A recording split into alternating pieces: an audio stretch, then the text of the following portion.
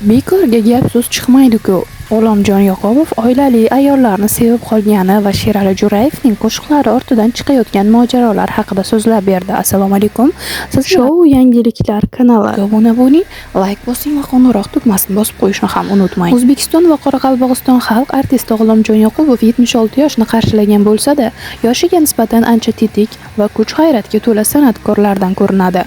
Xonanda otasining vafotidan keyin ularga yomon munosabatda bo'lishgani, marhum hofiz Sherali Jo'rayevning qo'shiqlari ortidan kelib chiqayotgan mojarolar, oila a'zolari bilan sayohatga chiqmasligi sababi hamda oilali ayollarni sevib qolgani haqida gapirib berdi.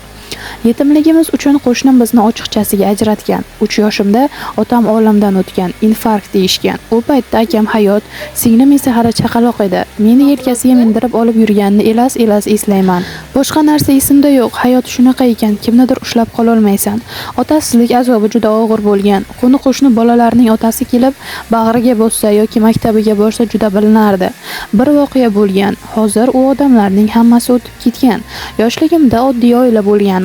Hashamatda yashamaganmiz. Xullas, 2 yo 3 sinfda edim. Qo'shni o'rtog'imning uyiga kirib chiqib o'ynab yurgandik. Uning otasi kolbasa zavodda ishlardi. Har kuni go'sht, kolbasa olib kelardi. O'rtog'im dadasiga kolbasa bering desa, hozir emas, anavilar chiqib ketsin, keyin beraman degan. Yosh bo'lsam ham shu voqea qattiq ta'sir qilgan. Shundan keyin o'rtog'im bilan ham, ota-onasi bilan ham gaplashmaganman.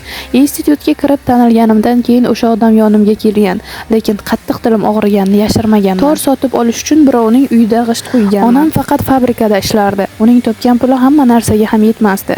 Men birinchi torimni sotib olishim uchun birovning uyida g'isht qo'yganman. Tor do'konda 21 so'm turar edi. Borardim, ko'rardim, havasim kelib qaytib ketardim. Bir odamning uyiga kirib g'isht qo'yib beraman desam, yosh bolasan-ku deb unamagan. G'ishtning 1000 tasi 7 so'm edi. 3000 ta g'ishtni qo'yib berishga kelishganman. 10-15 kunda shuncha g'ishtni qo'yib pulimga o'sha torni sotib olganman, deya xotirlaydi Olamjon Yoqubov. Shaytanatning qo'shig'ini men kuylaganman. Olamjon Yoqubov yoshlik yillarida ko'rkam yigit bo'lgan. Unga kinodan ham rollar taklifi tushgan, lekin xonanda buni rad etgani haqida gapirib berdi. Teatr va rassomchilik institutini bitirganimdan keyin teatrda ham ishlaganman, lekin filarmoniyaga qaytib ketganman. Kinoda rol o'ynamaganman. Unday bo'lsa, xonandalikdan ketishim kerak edi. Ikkita quyonni qo'ygan odam bittasiga ham yeta olmaydi. Ham bitta rol o'ynab, bor mavqeyimni ham yo'qotib qo'yishni istamaganman. Yaxshi chiqsa-ku yaxshi, lekin o'xshamasa-chi? Nima keragi bor edi? Bunga ashulasini aytib yuraversa bo'lmasmidi, deyishar. Hozir ham ota qaynota rollarini taklif qilishadi. Rad etaman. Hozirgi filmlarning saviyasi past. Kelin kuyov qaynona biri qochdi, biri quvladi bo'lib yotibdi. Shaytanat seriali uchun qo'shiq kuylaganman. Film ijodkorlarining titri chiqqanda o'sha qo'shig'im ketadi, deydi va kino seriallardan tushadigan taklif haqida. Qo'shiq sotib aka-ukalar biznes qilmoqchidir. O'zbekiston xalq artisti Olamjon Yoqubov bugungi kunda qo'shiq talashish, jumladan marhum Sherali Jo'rayevning qo'shiqlarini boshqa xonandalar kuylagani uchun jarimaga tortish holati haqida ham fikr bildirdi. O'tib ketgan odamning qo'shig'ini aytma deyish ahmoqlik deb o'ylayman.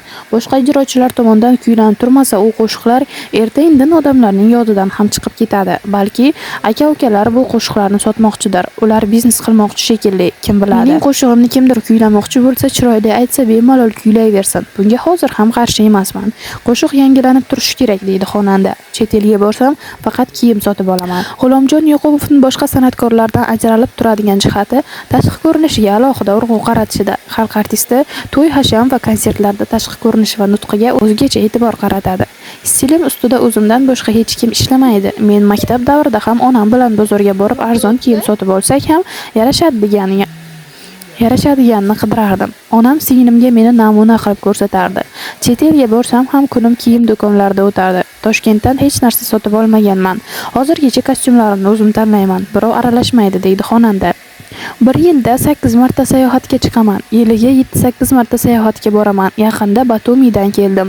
Undan oldin Sochiga borib keldim. Iyulda bir oylik dam olishga Karlovy Varga ketaman. Sayohatda asosan og'aynilarim bilan 15 kishi bo'lib boramiz. Oila a'zolarim bilan yura olmayman. Ular o'zlari sayohat qilib keladi. Men erkin qushman. Birov menga unday qiling, bunday qiling desa yoqmaydi. Men ularga tegmayman, ular menga. Futbolni yaxshi ko'raman. Shu yil Amerikaga bormoqchi edim, viza berilmadi. Sababini aytishmadi. 2018-yilda Endi Rossiyaga ham borib, Fransiya, Xorvatiya o'yinini tomosha qilib kelganman, deydi san'atkor. Farzandlarim meni tanimay qolardi. G'ulomjon Yoqubov shaxsiy hayoti, oilasi, rafiqasi haqida ko'p ma'lumot berishni istamaydigan san'atkorlardan qatorida. Ammo u go'zallik shaydosi ekan va bir necha marta turmushga chiqqan ayollarni sevib qolganini ham yashirmadi. Mening ayolim ko'p narsaga chidagan. 3 oylab gastrol safarlariga ketib qolardim. Qaytganimda bolalarim meni tanimay cho'chishardi. Bitta men emas, o'sha paytdagi hamma san'atkorda shunday bo'lgan. Ajrashib ketmay yashayapmiz-ku hammamiz, deydi u. Go'zal ayollarni sevib qolardim. G'ulomjon Yoqubov tabiatan go'zallik ishqibozi. U jurnalistning birovning go'zal ayolini hech sevib qolganmisiz degan savoliga quyidagicha javob berdi. Rosti, juda ko'p sevib qolganman. Bir ayolning go'zalligi ko'z oldimga keldi-yu bo'ldi. O'tib ketdi emas, boshqa narsalar ham bo'lib ketgan. Bekorga gap chiqmaydi-ku, deydi kulib. Hozirgacha ham go'zal ayollarni ko'rsam menga ilhom keladi, ijod keladi. Muhabbatsiz odamda hech nima bo'lmaydi. Bir shoirni eshitganman, hatto o'zining qizining go'zalligidan ilhomlanib she'r yozgan ekan. Go'zalni go'zal deyish kerak, buni aybi yo'q-ku. Bir qaragan bilan hech narsa bo'lib qolmaydi-ku.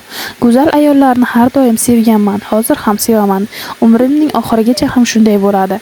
Atrofimdagilarga ham voy, anavi qizning chiroyliligini qaranglar deyman, deydi O'zbekiston xalq artisti G'ulomjon Yoqubov o'zining oxirgi so'zlarida. Videomiz yoqqan bo'lsa, bir dona like bosing, yangiliklar uz kanaliga obuna bo'ling va qo'ng'iroq tugmasini bosib qo'yishni ham unutmang.